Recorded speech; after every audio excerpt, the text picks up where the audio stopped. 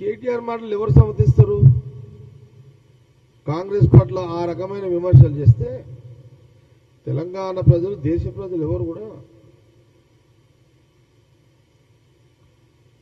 ఒకవేళ కేటీఆర్ తాత వాళ్ళ తాతనో వాళ్ళ అమ్మనో వాళ్ళ నాయనమ్మనో బతికుండి వాళ్ళని అడిగితే కూడా వాళ్ళు తిడతారు కేటీఆర్. అదే నువ్వు ఎందుకు కాంగ్రెస్ గురించి అట్లా మాట్లాడినావు, వాళ్ళ ఇంటి గురించి, వాళ్ళు లేకపోతే మనం అంతా బిచ్చమెత్తుకునేటోళ్ళం రా, వాళ్ళు ఉన్న ఆస్తులను దానదత్తం చేసిర్రా అని చంప మీద కేటీఆర్ని వాళ్ళ తాతనో నాయనమ్మనో కొడుతుండే బరాబర్.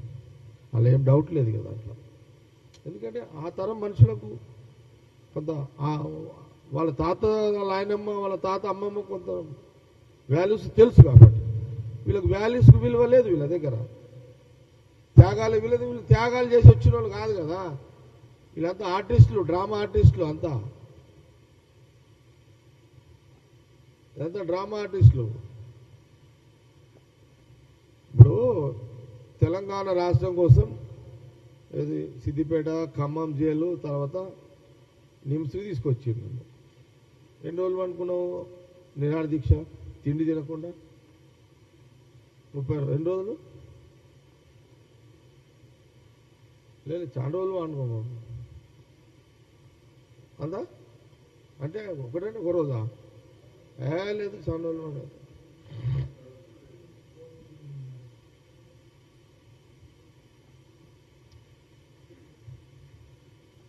కేసీఆర్ 24 గంటలు అంటే కొన్ని రోజులైతే ఉన్నాడు కదా.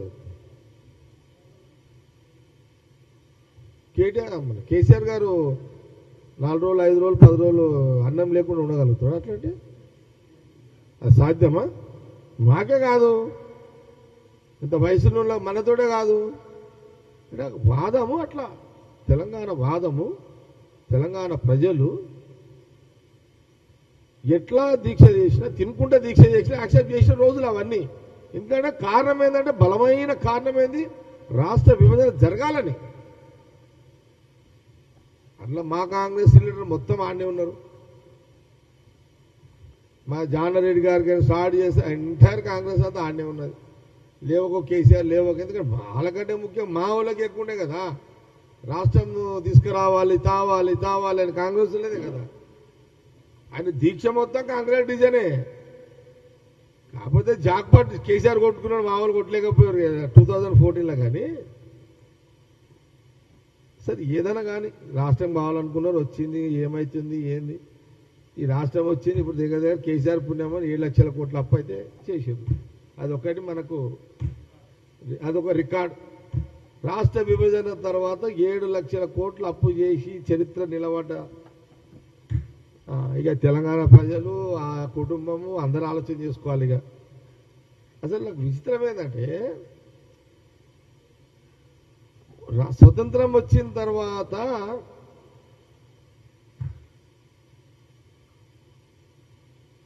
మనకైతే 76 79 మనకి ఇండిపెండెన్స్ వచ్చి, మనకు స్వాతంత్రం వచ్చి 79 సంవత్సరాలు అయింది కదా. అంటే 10 ఏళ్ళు తీస్తే ఎంత రాష్ట్రం వచ్చిన తర్వాత?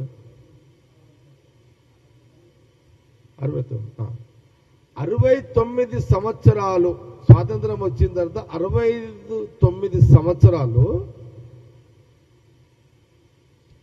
69 సంవత్సరాలు ఉమ్మడి రాష్ట్రం యొక్క అప్పు 65,000 కోట్లు.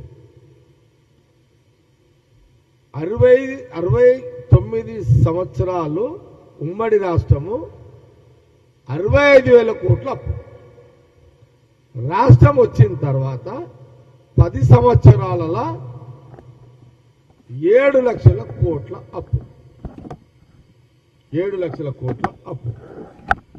సంవత్సరానికి 25,000, 40,000, 30,000, 40,000 ఇంట్రెస్ట్ కడుతున్నారు. సంవత్సరానికి ఇంత ఇంట్రెస్ట్ కడుతున్నారు. ఏది అంతా జమ చేయ ఇంట్రెస్ట్ అంతా 7 లక్షల కోట్లు అట్లే ఉంటుంది అప్పు. ఇప్పుడు సంవత్సరానికి అటో ఇటో